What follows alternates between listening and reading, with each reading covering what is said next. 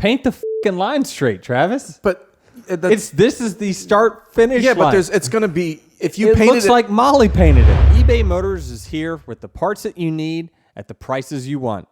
And with eBay Guaranteed Fit, they're guaranteed to fit your ride the first time, every time, or your money back.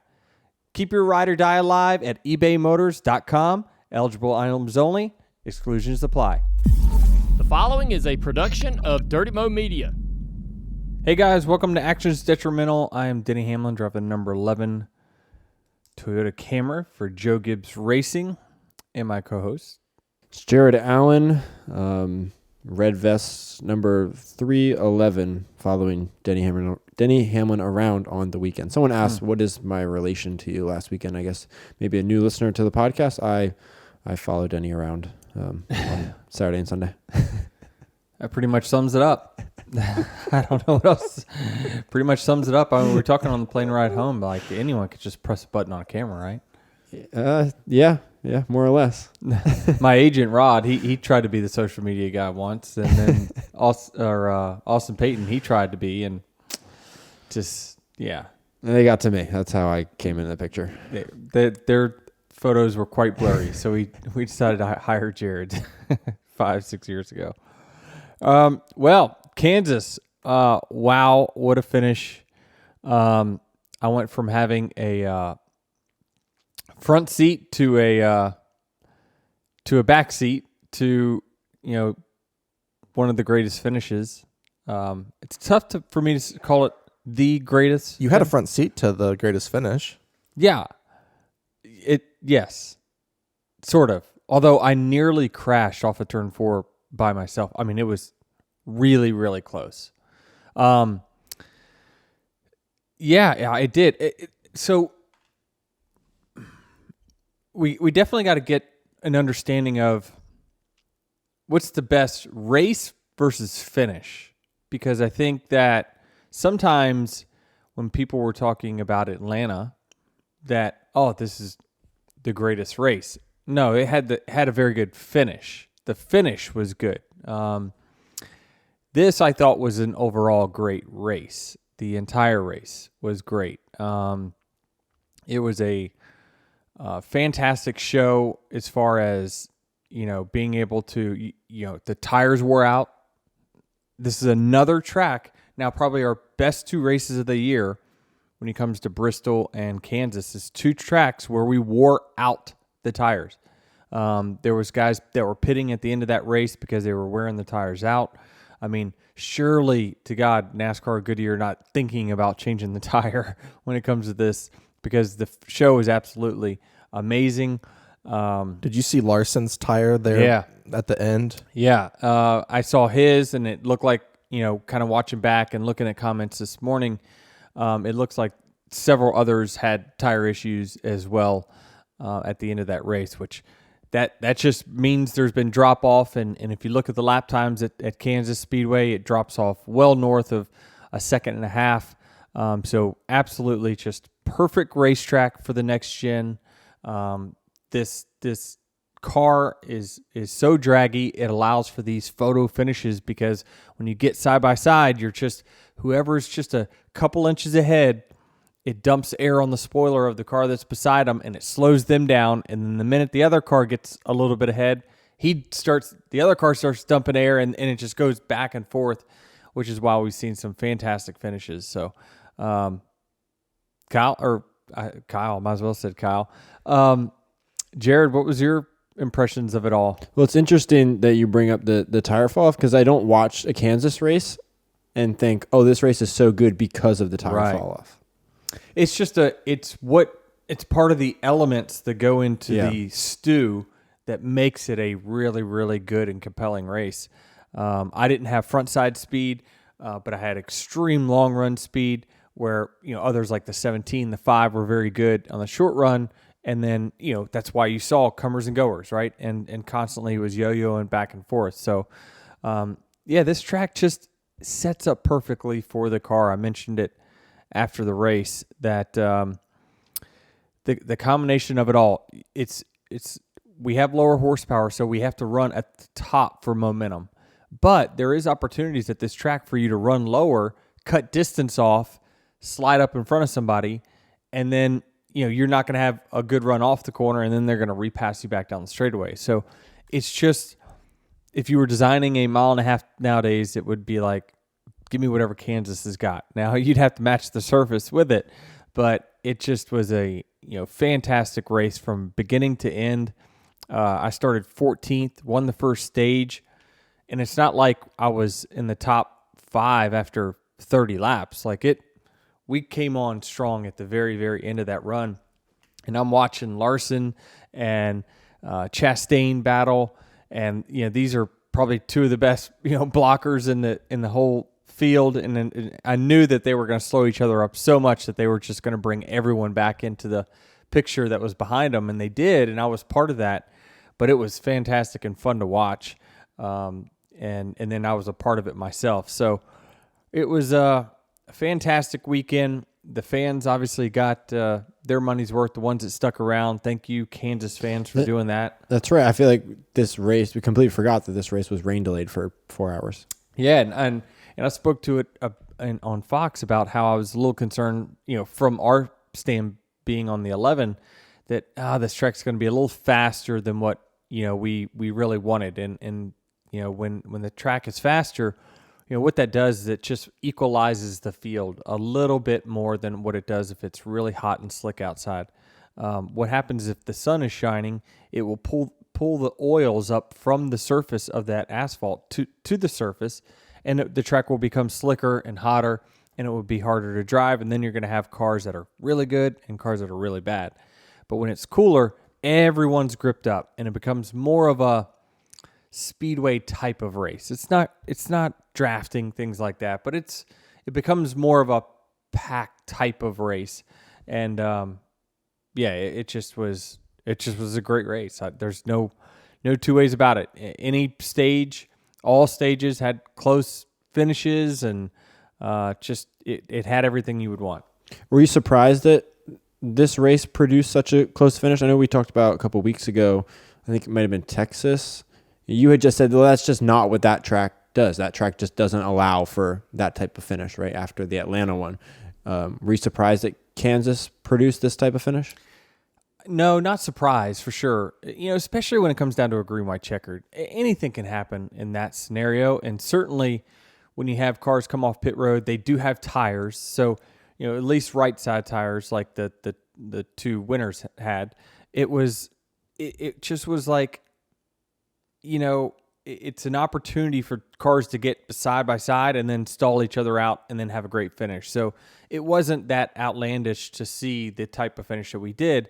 But I would say going into turn 3 on the last lap, with Buescher clear of the lead, you would think, well, there's no way that he's going to let Kyle get beside him, and he did. Just Kyle drove it in much deeper than what Chris Buescher did, and once he got to the outside, that's just the spot. You can't give that up. It's just too much. Or you got to just drive in so deep to make sure he doesn't get beside you in the first place until maybe the exit of the corner.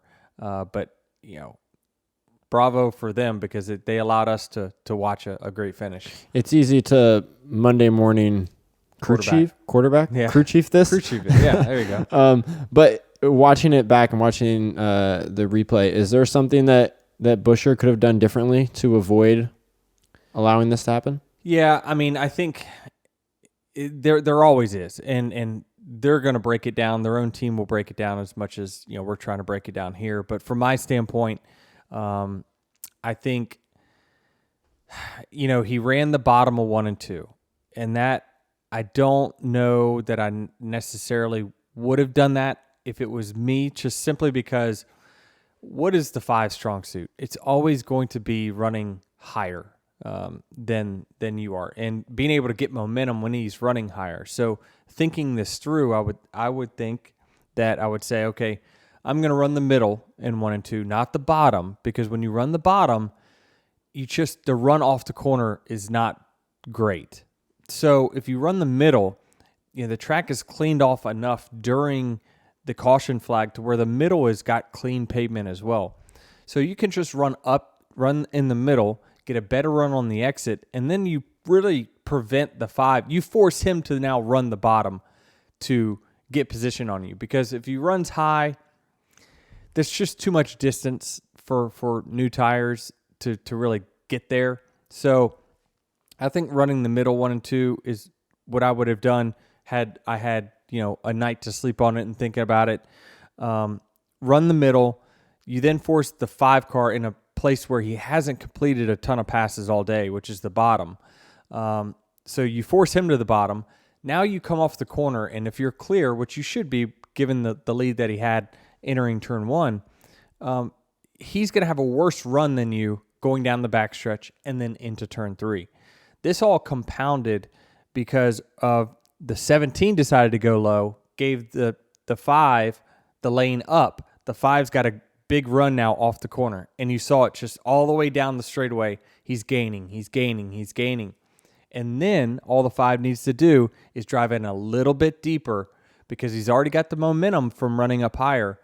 Drives in a little deeper, now gets to the outside because Buescher didn't commit to kind of the one lane or the other, and it was done after that. So, it wasn't done, right? He still had an opportunity. I think if Buescher just barely taps the 5 and gets him hung up in the wall. So what would happen is the 5 was so close to the wall that if he touched it at all, he was going to get hung in it. The 17 would have been clear sailing, and it would have cleared. But I think that Buescher just was not willing to do that. He wanted to race it out fairly, and then coming to the line, that the 5 turned left on him and really killed the momentum that the 17 had. Yeah, watching this replay back, it's wild that they both did not wreck. Because Buescher comes up wild, yes. Comes up in, and Kyle just sticks it there on the outside. So I had my own issues getting off turn 2 on that last lap, because the 19, I was about to clear him, and I come down the track. He dumps air on the left side. I start getting tight. I see Chase coming. I check up because I'm like, oh, I don't want to get just killed by the 9 here on the outside. So I get passed by both of them, and I'm watching what's going on in the front, because I'm thinking, well, how do I set myself up here? So I slow down entering turn 3 to try to get a big run off. And the whole time I'm just watching those first 2 leaders, and I'm like, are they going to keep it off each other? Really? Like, they're not going to make any contact through 3 and 4? And it was just, it was epic for sure. Yeah, the closest finish in NASCAR history. So close that timing and scoring had Chris Buescher as the winner. The pylon had Chris Buescher as the winner. Chris Buescher's team celebrating on pit road. I was actually walking down pit road past Chris Buescher's pit box, and those guys are all celebrating, right? So I'm like, okay, I can now take my time to get to your car or wherever. And then midway down, Kyle's doing a backwards lap across the front stretch. And it's like, oh, wait, what happened? So Buescher thought he won, and then... talk about a range of emotions. This is why we don't need a pylon. Or need one. Got it wrong. We don't need it. Get rid of it. They should fix that for sure. I hate to pick apart anything, because we always want to try to make things better, but the rear where they score the cars is in the back of the car, okay, but where it actually runs over the timing lines, that it's only like 3 foot before the start finish line, but the actual transponder is probably, I don't know, what is that, 12 feet behind the nose of the car. So the timing line needs to be moved back to where it coincides, where when your nose crosses whatever line is, because apparently lines are very unofficial, they need to have it to where it crosses, your transponder crosses the mark to time you when your nose is hitting the start finish line. So right now where it's at is that the transponder clips it, but your nose is probably 6 feet past the start finish line. So it's very unscientific where they have it right now, for sure. Well, there's only one case scenario where that becomes an issue. And it only happens in one race out of thousands, right? And it's this one. 2 of 12. Atlanta. Well, Atlanta didn't have this problem. It was photo finish. But you didn't have the you didn't have the time and scoring saying the other car, is what he's saying. Right. Yeah, but I mean, I think you want to see what. I mean, I can tell you that'd be painful because I know that. Okay, for instance, in 2016 when I won Daytona, I didn't know. I think it was Hamlin. Hamlin by an inch. But I looked, as I crossed the line, I then looked at the pylon to see what was flashing because at Daytona, when on the pylon there, whenever there's a new leader, it flashes. Yep. And when I went by, it was in the middle of a dark flash, so there was no number. So it flashed, like this. But as I'm going by, I know I only got a split second to look up and try to see it before I'm past it. Well, there was no number because it was dark at the time. And so I think you want to see the winner coincide on the pylon with absolutely right. So they just need to move the line back a little bit. In that 2016 500, it didn't show Truex as the winner. It did not.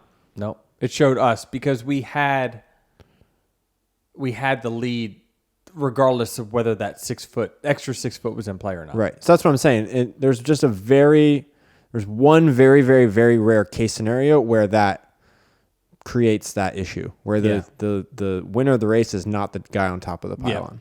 Yeah, it was this. Yeah, it's unique, but I mean, we are NASCAR. We can find any crazy thing that can happen, will happen. But we certainly need to look at this weekend as a huge success and certainly something that we would love to replicate on more occasions for sure. Heartbreaking for Ford though. Now that's 3 photo finishes this year that they're on the short end of the stick. Ouch. I mean, yes, I agree with you, but it's more about ouch for the 17 team because the emotions. Can you imagine thinking you won and then you didn't? I mean, just crushing. I mean, you saw Scott Graves, the crew chief for Buescher, just really excited, and then wait a minute, what did they just call? Did they just call the 5 the winner? Like, just the emotions. I hate it. I just hate it for the team because I'm like, oh, how heartbreaking it is. It's like, ouch. That's a tough one to. I mean, if you just lose, like, if he's leading the last lap and he just lost, maybe by a car length or a few feet, he knows he lost, but he actually thought he had won. Right. And that's the hard part emotionally. Yeah, I mean, I feel like you were watching this team go through all the stages of grief. Yes. Because in all of Jared, have you had therapy in your life? Are you aware? I have. And you see, I think we have therapy sponsors here on Actions Detrimental. BetterHelp.com. You've got a better help right after this podcast. Okay, all right. Well, I'd send it to Scott Graves. So Ford is 0 for 30 this year in the top 3 races. Blaney loses by 0.003. Sieg loses 0.002. Buescher 0.001. I almost feel like the 001 is just a made up number at this point. Like, how can they say it's 0.0? How can you say it's 0.001 if the electronics say the other way around? Well, Cliff Daniels said on his whatever y'all got on top of the pit box, it was 000. It was flat. Yeah, you know what? It did in my bus as well. I have timing and scoring in my bus right by my couch, so I can kind of watch races and watch lap times and pay attention to some things. And it said triple zeros on mine as well. But I think that's what I'm saying. I think it's just made up. It's not made up. But that's not as scientific as the photos and like how many photos are taken. So like they can narrow it down to that far. I know, but if you can't tell time by a single photo. You can't. You see an inch, but you don't know. You can't quantify that. Right. Yeah. In time. That's why I'm saying if time and scoring showed, triple zeros as a tie, like I think they just add the 1 on the end just to say it was closer. Sure. Because they can't say it's triple zeros because then people would say, we got a tie then. It's a tie. This is as close to a tie as you were going to get. I feel like. It was pretty close to it, for sure. I mean, it was so close that this is what I was alluding to with the stages of grief, is that in all of Chris Buescher's post-race interviews, he's like, well, it looks like it was a 1940s camera. Like, he was like, well, if we had like a better camera, I might have won the race. You know, a better picture may have showed that I crossed the finish line Roll first. the tape. I asked for better cameras at the start-finish line after Atlanta. It is blurry, and I'm not disputing Kyle Larson won the race at all. But I'm telling you, there is an optical illusion on this. There's a reflection off of the 5's front splitter that makes it look further ahead than it actually is. Look at the photo. Because even those in F1 that were tweeting says, are all the splitters in, I think it's Dr. Dobbs, give him a shout out. He's an aero guy for F1.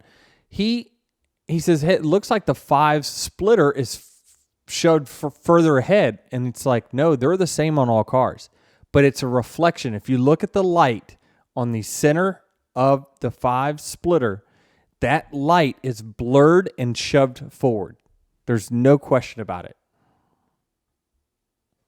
All right, y'all are looking it up, right? Yeah. There is. It's definitely an optical illusion. Are you talking about the photo from the side? Like the photo finish with the line? I'm talking about the one from the fence. This photo? No, not that photo. The other one, the other direction from the flag stand. The one that TV showed. But I know that's just a camera. Right. That's not. Yeah, that's not the official. Right. I think this one I just showed you is the official. Let me see it. Bring it over here. Let me see it again. Yeah, that's the official. Okay. If you look at that, does it look like the 5's front splitter is hanging out like a tongue? Sure, but I think that you can better see that there's a little sliver of daylight between the 17 splitter and that line. Yeah, I do too. I agree with you. What I'm using actually is the nose of the car, like where you push. What I see here is the 5's nose, the actual tip of the nose is crossing the black line. Or again, he's not wrong. It's a little blurry, but it crosses that line, and I see a little gap with the 17. Yeah. You know what I mean? You see the same thing Yeah. I do.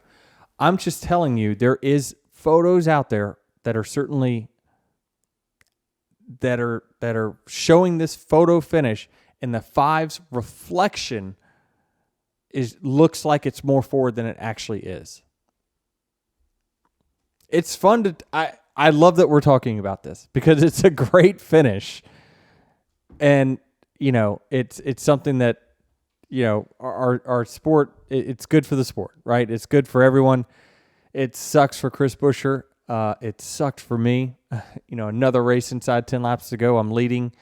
But man, this is it's something to debate, right? I mean, we're here just debating whether is the finish real or not. It is real.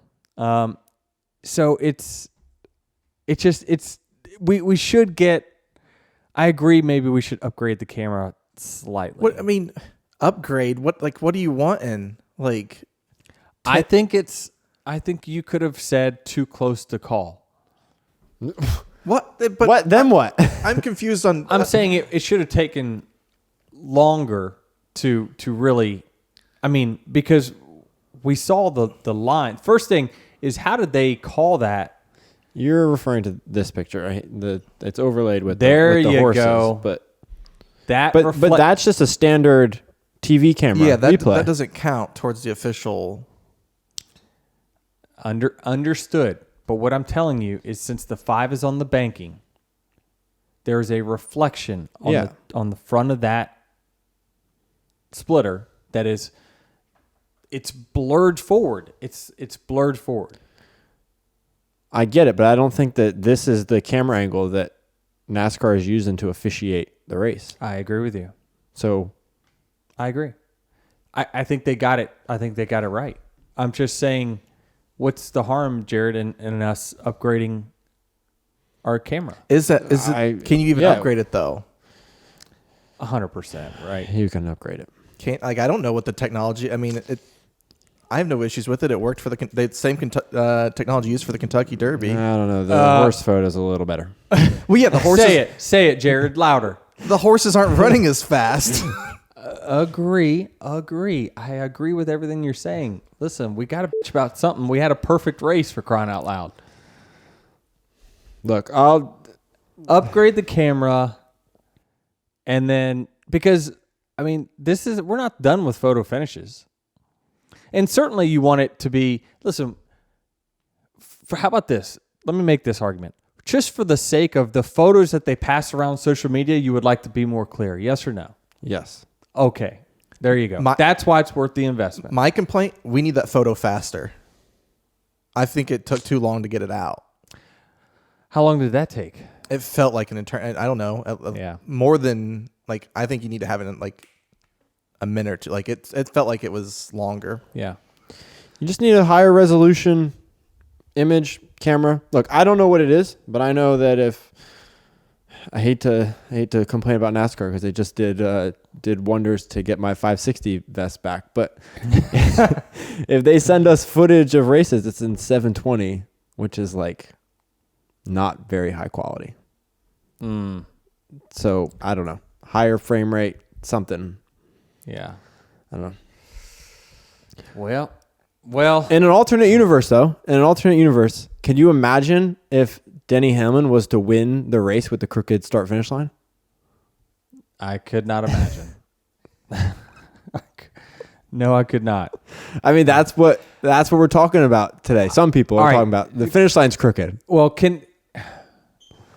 listen, you never know what's going on at these tracks, but that is one basic thing that we probably should pay a little more attention to.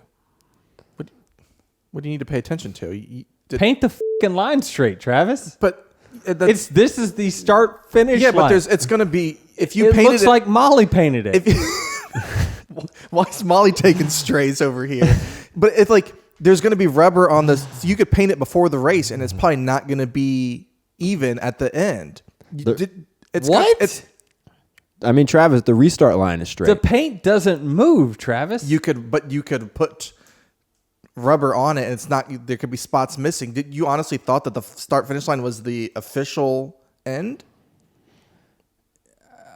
I thought somewhere in the mural of paintings that we have over our start finish lines now, that somewhere in that would be an official line. Yes. Well, the official line is somewhere in there, but it's not. But it's invisible. But yeah. Because you have to have for the photos. That seemed like with the Kentucky Derby, there is no start finish line for them. There's the invisible line. Okay, I love to argue, but this is not going to be worth my time to argue, because why is it so hard to just paint within the lines? Stay in the lines. I mean, yeah, it would be nice. Just a hard line, just a hard straight line. Because it's 6 inches difference between the apron and what's on the track. It's big. Someone just they didn't use a straight edge. They just went out there and rolled it. Can you? And there's got to be, Travis, probably 20 coats of paint on there, so they would have a tough time. So what they could do is, since there's a part of the white paint that's thicker than the other, is you just paint a black stripe. You paint, you straight edge it and then black paint it, so there is a straight line defined. And this goes back to the same technique as paving. You got to erase it all and go back down to the start, right? You can't just paint over the start finish line every time. I don't know if that's what they're doing. I'm just exactly right. We got to keep it 100. Action's Detrimental is sponsored by BetterHelp. This year has gone so quickly, I can't believe it's already May. When life goes fast, it's important to take a moment to celebrate your wins and make adjustments for the rest of the year. Therapy can help you take stock of your progress and set achievable goals for the rest of the year. Therapy isn't just for those who've experienced trauma. It also empowers you to be the best version of yourself and whatever else you'd like to improve on. If you're starting therapy, let's give BetterHelp a try. It's entirely online. designated to be convenient, flexible, and suits your schedule. Just fill out a brief questionnaire and get matched with a licensed therapist. And you can also switch therapists at any time for no additional charge. Just take a moment. Visit betterhelp.com/Denny today to get 10% off your first month. That's BetterHelp, HELP.com/Denny. Wow. I mean, I don't know where else to go with this race other than, it was fantastic. And stage 1 was a blast. Stage 2 was a blast. All the wrecks that we had there towards the end. Obviously, we had a tough day on pit road. Things kind of find the way to work themselves out. But what happened with the first one? We're gonna have to ask Brett, because we came on the radio, and this is precisely why I checked up for Joey Logano at Talladega. We were both pitted on the back half, not the back half, the last 2 stalls on pit road. I was running last because I was at Talladega because I was saving whatnot, and I had some stuff going on. And so Joey's up front leading the race, or towards the front, and the timing was going to work out to where I don't want to box him in or get my guys run over. So I stopped, let him finish his stop, let him pull out, because I'm last. I have nothing to gain. And this was the same situation with Austin Hill, where he was last. He was the last car on the lead lap. He was not going to gain anything. And I'm leading the race, and they boxed me in.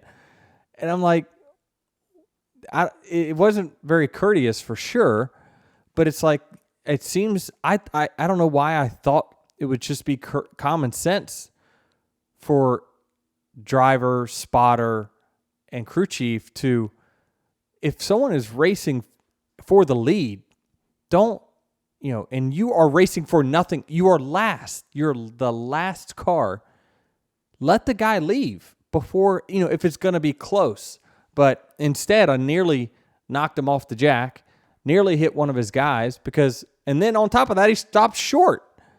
It was like, I don't really understand what they were doing there.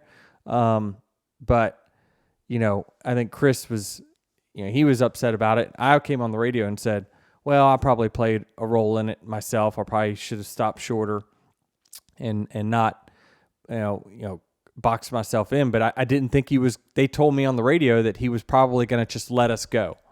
Even before the stop, they said, if it's close, we'll let you leave before we come in. Wait, so your team spoke with Austin Hill's team, or how'd that go? Yeah, Chris Lambert, my spotter, spoke to Brett Griffin, and as far as I understood, he said, if it's close, we'll let you go. So I just said, okay, I can come in quick to my box and be fine. I don't have to stop short, because stopping short does cost your team a little bit of time. So I parked in the normal spot, and then here he comes. As I'm dropping the jack, he's coming in. I'm like, what the hell? And then he stopped, and then I had to check up, and I lost 10 spots. So I'm going to play devil's advocate that if the 33 is pitting on the lead lap, he has the potential to gain spots on pit road. Should he stop and allow you to come out because you're leading, or should they be trying to, move up themselves on pit road? He should stop. If the roles were reversed, what would you expect? I don't know. It's like yielding on a highway. I'm yielding on a highway just because you're yielding to the leader of the race, someone who's racing for the win. And if you're the last car on the lead lap, it's not your day thus far. Sure, but what if you could gain 2 spots? I'm to like go to 35th. Could be a big. What are we move talking about here? You're not racing for points. But you're Jared's not saying doing that you're still racing. You're on the lead lap. Is this a sport, or is this? But to Denny's point, it's kind of like baseball with unwritten rules that you kind of. Yeah, I get what he's saying, and that's why I preface it by saying I'm playing devil's advocate. I'm playing. You're clearly playing devil's advocate, because this is a moot point. There are tons of drivers that play this the right way, which is, when you when it's close and you've got to leave. So in other words, the same instance happened with Ryan Preece. The one stop, do you remember where I got out of my pit stall, we're now side by side, or I'm kind of right there at his door, and he needs to get into his stall. He knew that I was up front, so he hit the brakes, got behind me, and then turned into his stall because he was one of the last cars on the lead lap. He was yielding to the up front cars, whoever they are. It's the same thing I did for Joey at Talladega. Same thing. All right, let me ask you this. Did the Ryan Preece situation, and you and I like you and Joey example better, so I'm going to use that one. You and Joey are both run up front consistently, competing with each other for championships every year, right? Austin Hill is a part-timer in the Cup Series. Maybe, like, is there a moment of, like, his psyche, the way he's thinking about the race doesn't necessarily, isn't the same as you and Joey in that situation? No, I don't think so. I think it's just more common sense that just didn't get executed well. Yeah, exactly, because you have your spotters there, and if they were talking about it, like they were talking about it, they dropped the ball. Like Brett should have, if it was discussed with Lambert, then yeah. So Brett, what an idiot. Brett's my idiot, just because he's an idiot. Anyway, so that was the first time. Yeah, that was the first time, instance, and then we had a long stop, and then we had a long stop. In the second stage, into the second stage, we drove back up to third. So we drove back up to third, we had a long stop, and then the Preece thing where I was checking up, he was checking up, but he ultimately gave me the spot, and I lost another. No, I think it was 7 the first time, 10 the second time, because I wasn't in the top 10 to start stage 3. And then when all those cautions came, it was like I just kept going back and back and back because there was cars that would pit for tires. They'd pass me on the restart, caution come out. And I'm like, well, shit, I got 2 laps on my tires. I can't pit. And then I get passed by 3 more, caution come out. By, cars that are in the back that just kept pitting. And it was like, Chris, are we eventually going to be, are we going to last yet? Let me know so we can pit and try to turn this thing around. And luckily that caution came out with right outside the fuel window. And so we made a good call to pit there, was able to get all my track position back by, which is one of the great things I found when you're running 20th is you have so many options when it comes to pitting. I mean, you do. It opens up your playbook of what you can try to do to flip the field on the leaders. When you're up front, I mean, trust me, I was many times been in a bad spot where, oh man, we can't give up the lead or can't give up, top 3 spot, but we know people in the back are going to pit and they're probably going to be charging on new tires. But trust me, when you're back there and you got plenty of options. And so for us, it was even though we were going to be a little short on fuel. Hold on, before you get to that though, when you kept falling back on his restarts, you got on the radio and you said you're in a bad spot, no matter if you're inside or outside. What was going on with the car? My car was tight because I was in worse air than what I was in all day. So my car certainly was very good in clean air. I mean, it passed cars all day long, but what happens is we all get clumped up on a restart and the air is so disturbed by other cars that it takes the air off the front of mine, and I was getting really, really tight when I was back there. So I just was fighting that pretty bad, along with trying to fend off guys that had just pitted during the previous cautions. What is the fuel window here? How many laps were you trying to save ultimately? I think we were to start the run 3 short or something like that. But it was.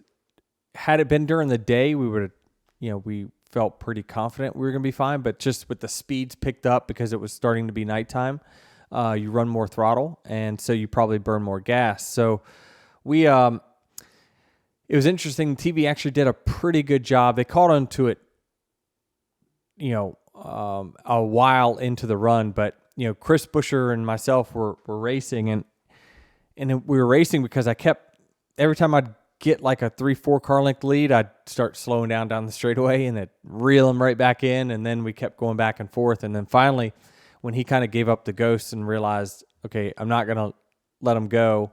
I'm going to continue to try to hold the lead while saving fuel. He started backing down. Then I started backing down and I felt pretty good about how much fuel I had saved during the course of that run. Gabe Hart thought it was going to be pretty close had it gone green. But, interesting enough, after the race, they said, well, would you have been able to hold off Truex? And I said, Truex? What do you mean? Like, I had no idea. And so I didn't realize that, he was coming as quick as he did. But if you look at the lap times, about 3 laps before that caution, like I'd slowed down to like a 33 flat to save fuel. All I was trying to do at that point was back myself up to Buescher, use all the gap. You kept hearing Chris say, manage that gap. I need all that gap back. So I'm trying to just slow down at that point to manage my gap to the 17. And I didn't have any awareness that the 19 was coming. And he didn't pick up the pace. We just slowed down the pace so much that we came back to him. I felt very confident that I could have just hit the gas and gone. Chris said, Why though? Like what led to that confidence? Because I knew how slow I was going on the racetrack. But in your head, can you equate how slow you're going to an amount of fuel saving? No, I don't have the scientific numbers, but I have a good idea how much I'm saving through the course of the run. And, relative to how I would normally race an entire run if I were running all out, I know how much I was saving. Like if I would have gone all out, I mean, we would have been so far out front that but we would have run out of gas. So it's a battle that I'm playing as the leader to all I'm trying to do, just same as Dover, just win the race. Whatever it takes to win the race, I'm going to run just slow enough or just fast enough to win the race. And so, Chris told me, he says, yeah, I was just about to tell you on the radio, go ahead and go. The 19's there. And I would have said, okay, I'll hit the gas. But now. not go ahead and go because the 19 is there. Not correct. Go ahead and go because we're good on fuel. And he mentioned after the race, he was fine with us running out of. If we ran out of fuel, that was fine because we've got the wins. But he felt like we were going to be close enough that we would have ran out right there at the turn 4 start finish line. Right. I'm just trying to get to the bottom of. You think that you had saved enough fuel? I thought that I had saved enough fuel considering how much short. I was told, yes. And Truex and his crew chief, James Small, were more than confident that they had that race in the bag, that race was over, that they had that race won. Truex was asked post-race if he thought he was going to question. Well, if I would have continued to run the speed that I ran, absolutely. He would have passed me in a lap, but I was about to surely push the gas down. Right, but surely his crew chief has the information that your crew chief has because you all share the same information. Yeah, in which he knows that you're slowing down to save fuel. Yes, right. But he is also just as confident as Martin that they were going to pass you. It would have been close. I don't know what to tell you. I just felt like Martin hadn't. If we go out on all out speed, I'd pass Martin 3 times that day. He didn't pass me at all. So I was very confident I was faster than he was, but. I don't know here on Monday morning, and I'll find out when I go to the shop today, like, would we have made it? Or if I hit go from that point, would we have been fine? What Chris is saying is his estimated thumb in the air guess is that it would have been really close had I hit go from that point.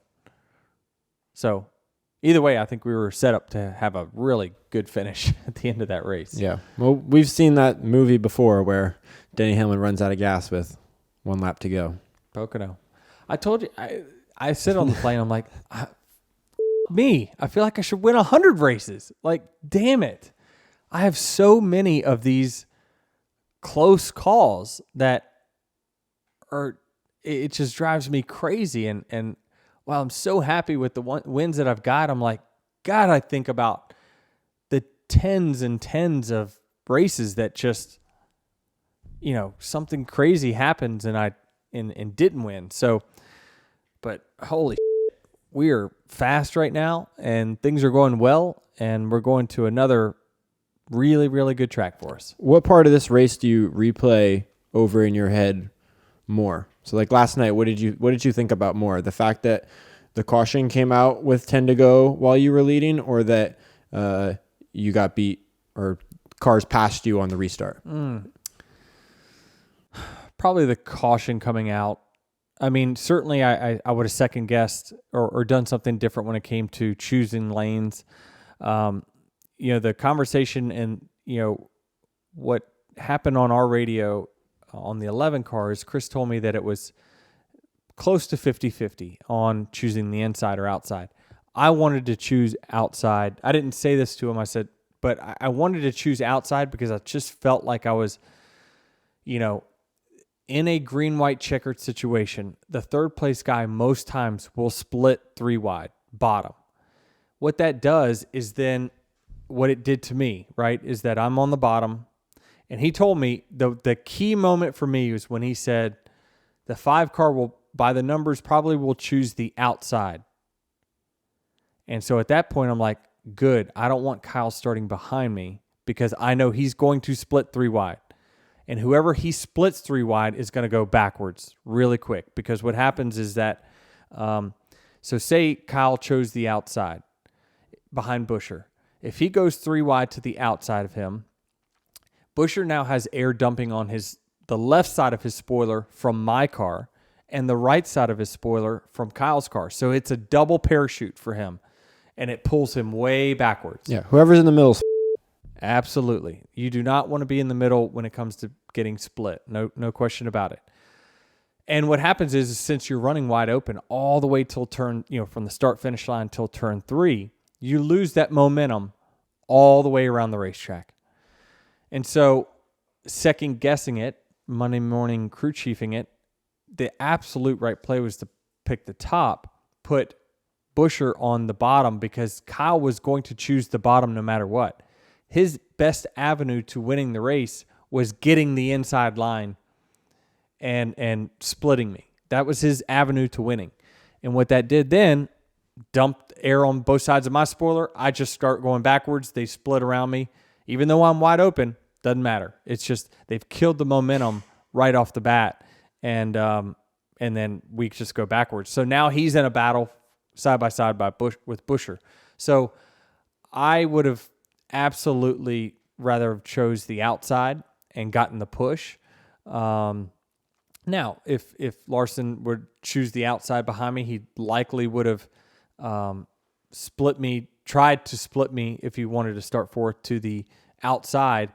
But I feel like it's easier to defend the right side than it is the left side with that apron and everything that's going on. So lesson learned for sure. I mean, you just kind of put this one in the notebook of like, remember this. Like, remember, these decisions. And certainly there was one Daytona 500 back in 2017 that I had control of the green-white checkered and chose the wrong lane. Certainly I chose the wrong lane this time as well. You said you thought he was going to take the outside lane? Chris told me he thought he was going to take the outside lane. What was the reasoning or thought behind that? Based off of pre-existing decisions and stuff? Based off the numbers that we have on, what is the preferred lane in the second row, it's usually the outside. Is there anything you could have done, even if you take the inside, to protect? Or is there you're kind of... No, so what happens is when I started accelerating, and what Larson did is he started pushing me well before the zone. So, to me, that's a good scenario for me because it allows us to link up. So we then link up. Well, immediately as soon as we cross the start finish line, he's going to hang a left or a right. So he's either going to go middle, which I probably should have hedged down lower to make him go middle, to then, hey, you're the one that's going to get drugged back, not me. But I wanted him to stay attached, but he's trying to win the race. So he's just going to do whatever he can to get position beside me. But it's just there's just so much room down the apron. There's a bunch of debris and a bunch of down there that I don't want to mess with. So I just didn't, I I just didn't execute it well. Do the numbers and stats show it that doesn't account for green, white, checkered in the mentality. Is that what you were going to ask? Yeah. Yeah. It doesn't account for, those are just raw numbers that we think is right? And it's, a lot of it, is unscientific. I mean, it's more scientific than it's not. But it doesn't account for what is people's motivations at the end of a race, the green, white, checkered. Because I'm listening to you talk this out, and I'm hearing you say, well, I just didn't want Kyle behind me. Instead of, well, the top is probably the best place to start here, I chose the lane because I thought Kyle would have picked the other one. Like your motivation to pick your starting spot was more based on not wanting Kyle behind you versus the optimal spot on the track. Yeah, I just think generally, and again, we keep collecting data points on and notes on this, and this is continuing to evolve because we've only been doing this next gen thing at Kansas, a handful of times. So it's just it's a live and learn situation, right? It didn't work out, and certainly I would have done something different the next time around. But yes, I did not. When he lined up behind me, I did not like it at all because I knew he was not going to push for a very long time. Yeah. Certainly not an extended period of time. Yeah, you pick the top, you maybe the finish goes differently, and you're the one who wins by maybe point zero. What did Max Verstappen say about? I can't say it. You can say it. You can say it. Wait, I can't say it. What did Max say? I actually have no idea. If my mom had balls, she'd be my dad. Is that what he said? Yeah. After the race, they said, Max, do you feel like you would have won the race if it wasn't for that safety car? He says, yeah, well, my mom had balls. She'd be my dad. I hope his social guy is posting that. I would. Yeah, I know you would, for if sure. I had that driver. Is Kansas the best track on the schedule? Is it the best track? For racing, it's certainly a top 3. Yeah, hard to argue that. It's maybe a top 2. We got some other really great tracks, but as far as racing is concerned, but I mean, yeah, I guess for the next gen car, it's probably the perfect fit for that. So it's hard to argue no on that. Is there a warrant to go back to tracks like Chicagoland and yes, these other places? Yes, we should be going back to Chicagoland for sure. Does that mean no more Chicago street race? No, I think there's room for both. So then what do you get rid of? Denny's going to say road course. You start with the Roval. Unless you want to add another. Let's start with the Roval. Let's start there. This car is made for 1.5 mile tracks, and we're running through the parking lot at Charlotte Motor Speedway. So let's start there. It's I don't know. I mean, there's Kentucky's still out there. Kentucky Speedway. I don't know. There's tracks around, but I don't know. We need to think about it. You can't just make a knee-jerk reaction, say, "Oh, we've got to have more of this or more of that." A lot of it plays into the facilities. I don't know that Kentucky is definitely not top-notch when it comes to facilities there. It would need some major work. I don't know. Chicagoland, I can't speak to the facilities, but I think it's probably comparable to Kansas. It doesn't have a bunch of suites, but it's it's decent enough and clean enough to warrant going back there. Not really sure why we stopped going there. I know there's a reason, but it doesn't come to the top of my head right in this moment.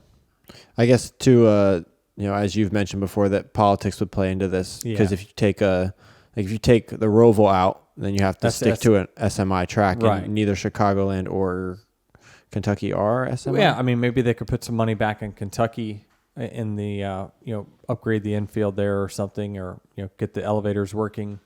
You could take the money that you make, all the money, the millions that the tracks make every time we show up, take that to Kentucky and improve that place, and we'll go back on a 1.5 miles.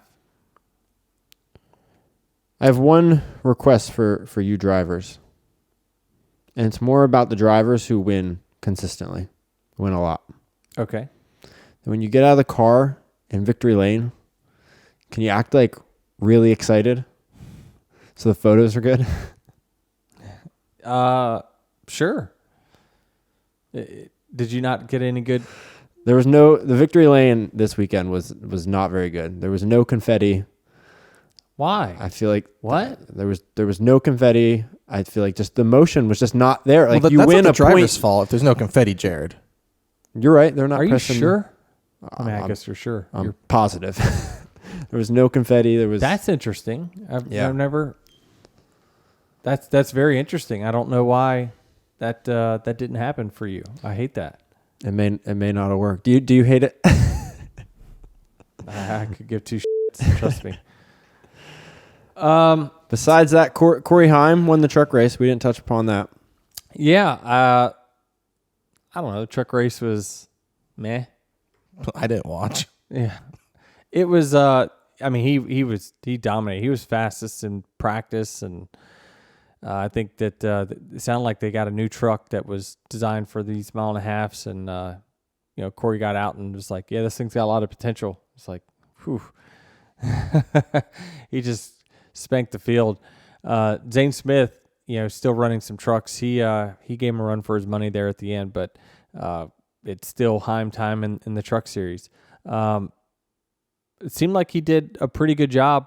Yesterday he was running right around where his teammates were running, which I mean wasn't that impressive, but it was, if you're running right where other guys on your team are running and they have clearly more experience than you do, then I think you're doing a pretty damn good job.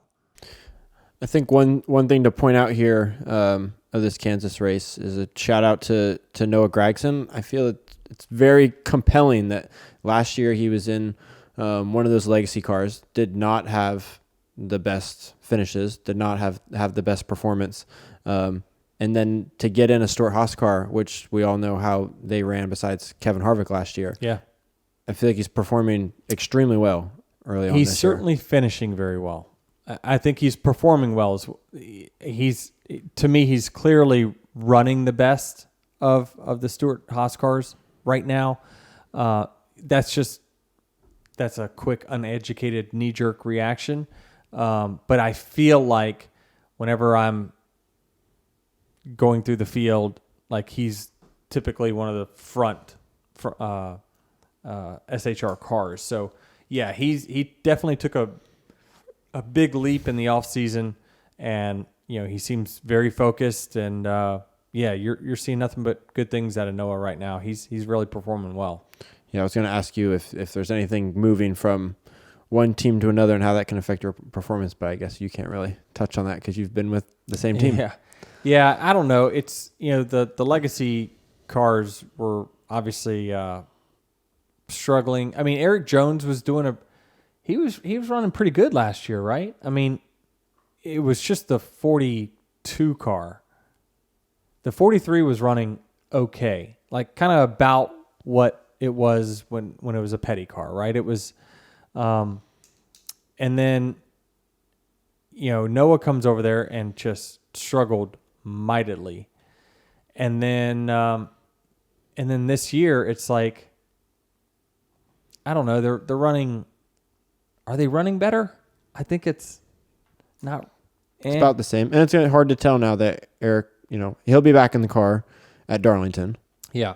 He'll be good for sure. He's just got a great feel for that place. The doctors cleared him to do that, and so he's going to be back in. So off a 2-week layover. So it's certainly good for him to kind of, it wasn't ideal, but it was a good reset for me to kind of watch my car go around and get raced by some other drivers for 6 races back in 2016 or 2013 when I had the cracked vertebrae as well. But it just seems like the legacy cars aren't quite running where you would think that they would. Certainly not where the other Toyotas are running. it's interesting a little bit that, Jimmy's having some mighty big struggles. I mean, he qualified better this week. But, he got caught up in a wreck. He was towards the back of the pack when he got caught up in that wreck. But, it's just a tough thing to do. And, I mean, Jimmy's got a ton of experience in the Cup Series. The cars are a little different, but he also got, he's got more experience than Corey Heim. So you would think that they would run somewhat comparable. They shouldn't run comparable. Jimmy should outrun Corey in the same equipment, but it's Jimmy's just been bouncing around between so many different series over the last few years. He's probably just trying to retrain his brain back into NASCAR and oval racing again. Darlington this coming weekend. Any throwback schemes you have your eye on? No, I think the Hendrick cars did an awesome job with their throwbacks. All of them look fantastic. You're certainly going to recognize their schemes from different eras for sure. But no, not really. The throwback things kind of lost its luster, in my opinion. And especially when teams are throwing back to different eras, I don't know. It's almost a little confusing to me more than it is anything. Does Reddick is he the one with the Tim Richmond? Yes. I like his. Yeah. I feel like some of these have kind of missed the mark, but I feel like you guys nailed it with that one. Yeah, is it an iconic paint scheme? No, I think it's from very early on in Tim Richmond's career. But yeah, it was really cool the first year that everyone kind of bought in, and it was very similar to eras and when certain decade, but it's all kind of all over the board now. So I'd be surprised if this goes past this year for sure. Well, you see, individual drivers and teams are not participating, so I feel like over time it just dwindles. Yeah, right. Yeah. It loses its luster over time for sure. I got a review here from Turquoise Jade. It says, "Boo!" in a blank world of bland NASCAR drivers, I'm thankful as a fan that I can count on Denny Hamlin to remain totally unfiltered. Thank you for being who you are and saying the uncomfortable things that need to be said to improve our beloved sport. I look forward to booing you again from my seat at Atlanta this fall. I hope your tires go flat. Screw you, Hamlin. So they took this offer quite literally, that if you leave a 5-star review, you can type boo into the. All right. Well, thanks, comment. Turquoise Jade. Appreciate the review. Make sure you give us 5 stars as well. And make sure you also rate and review and follow us wherever you get your podcast. And subscribe to Actions Detrimental on YouTube. Anything else in closing? Nope, that's it. We'll see you after Darlington. Yeah, the Lady in Black. Let's bring it.